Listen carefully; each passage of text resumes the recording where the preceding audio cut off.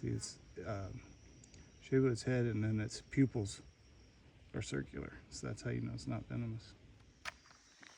Oh, I'm just trying to get you off the road.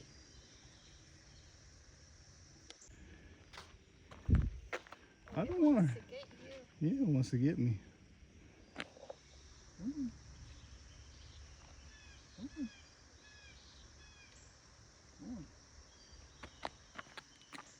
it going to get hit by a car? It might. I was just trying to help you, but you don't understand.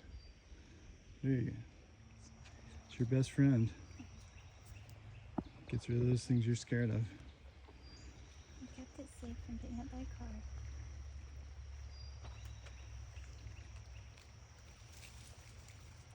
And it's gone.